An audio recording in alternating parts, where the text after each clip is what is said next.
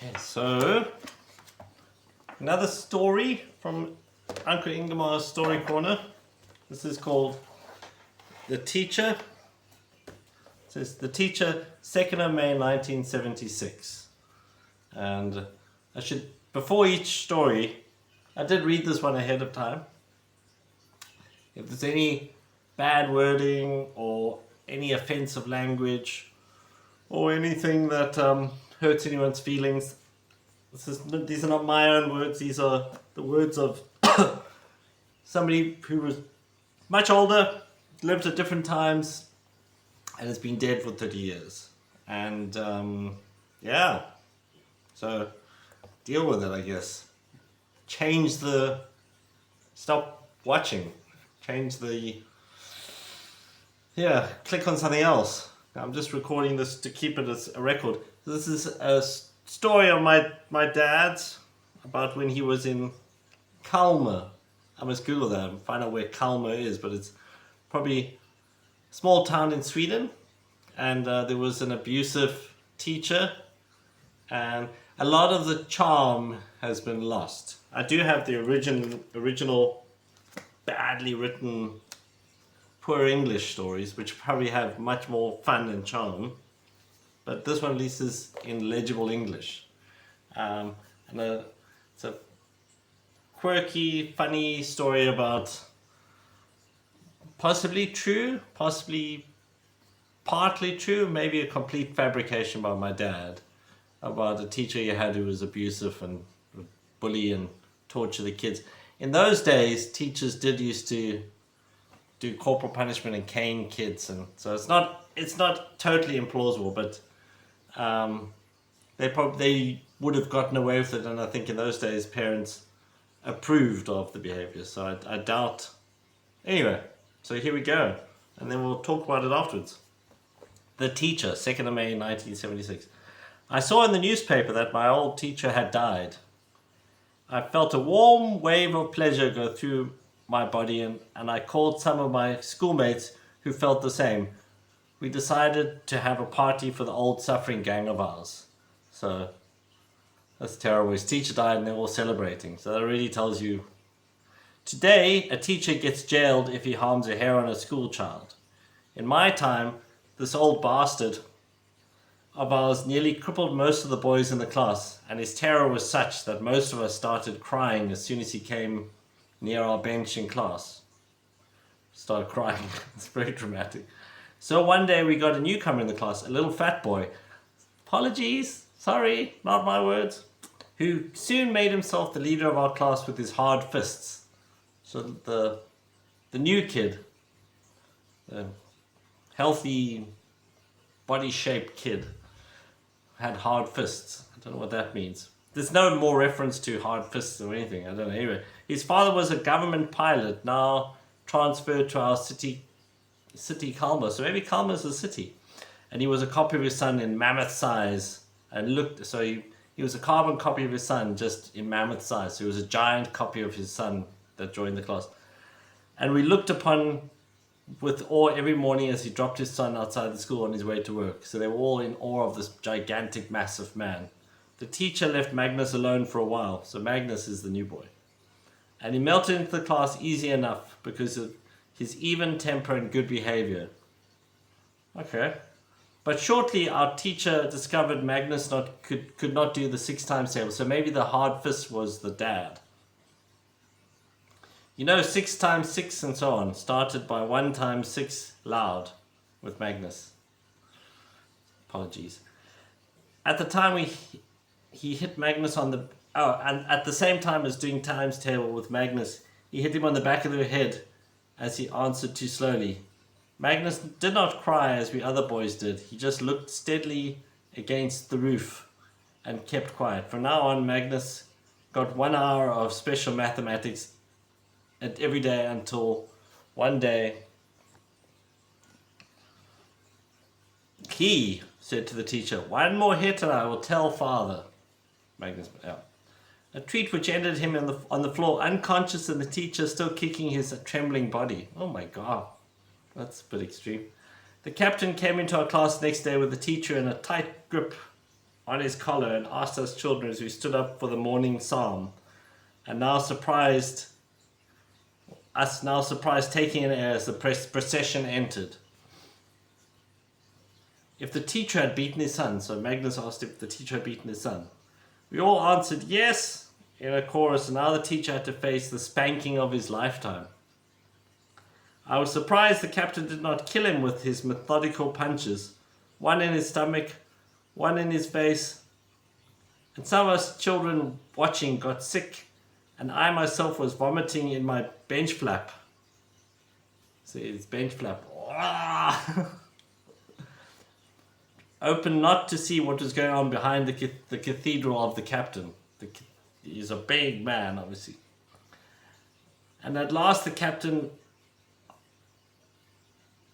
asked if the teacher was going to touch his son again or any other children. And at last the teacher had had enough and shook his head. In that moment, the headmaster came in and threatened the captain with the police. He had to take the teacher's place for a while, the headmaster, until he was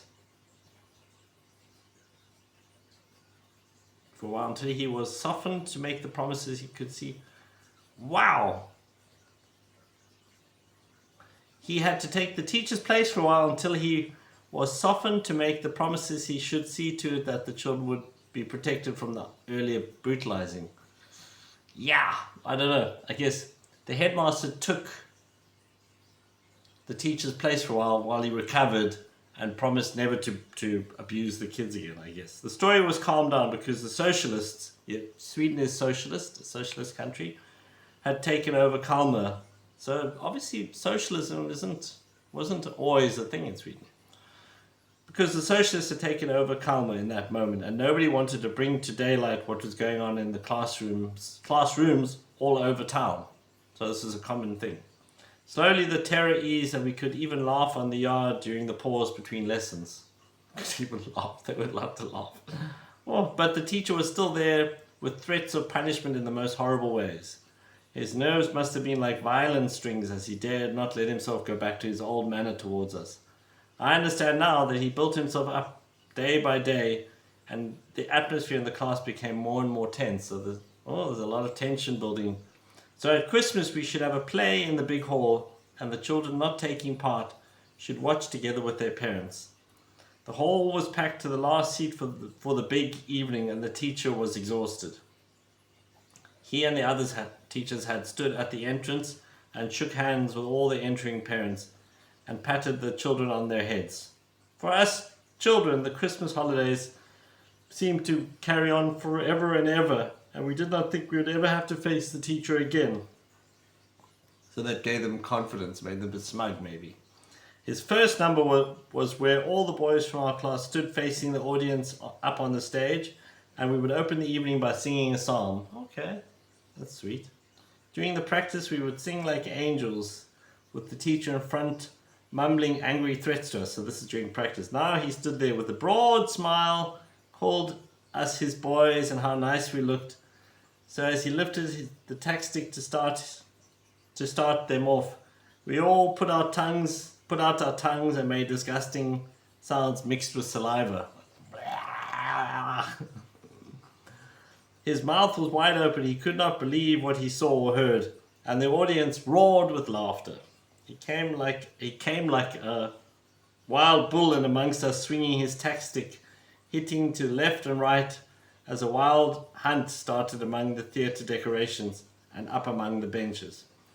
I took shelter with my parents, head down in my mother's lap, as the teacher was taken away by the other teachers, and the headmaster was leading the procession out of the hall. So that he sounded like he had a nervous breakdown, and he attacked the kids and had a nervous breakdown. Okay.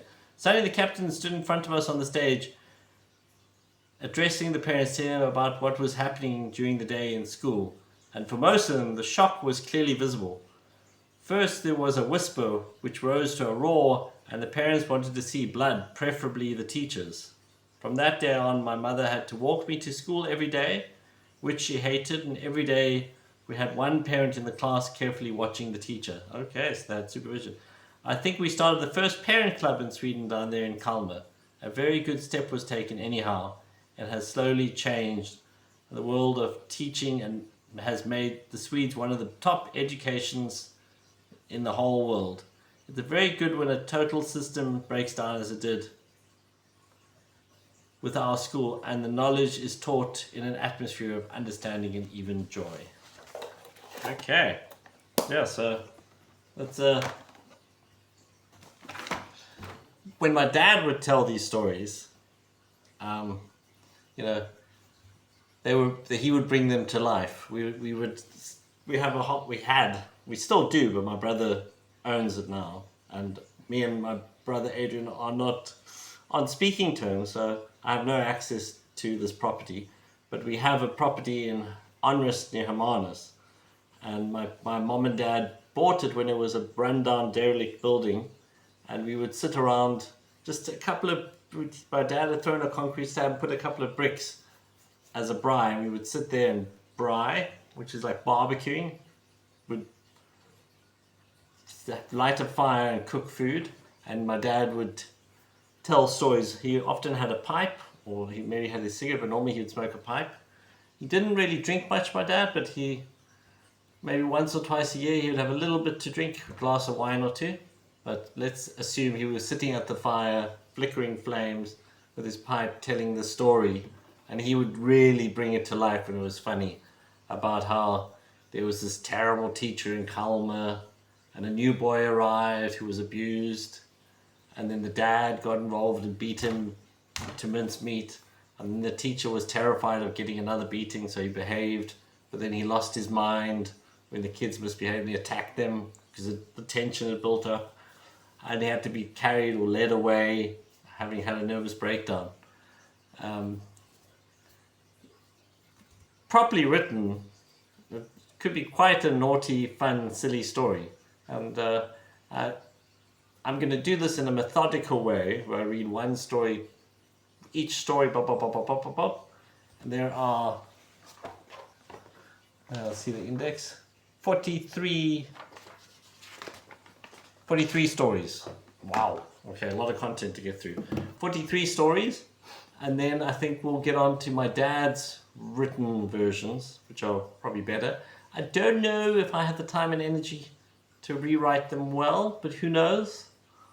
I don't know if I have the talent either. But anyway, yeah, The Teacher. Cool. All right. Thanks, guys. Cheers. Hope everyone's having a good 2026. Cheers. Bye.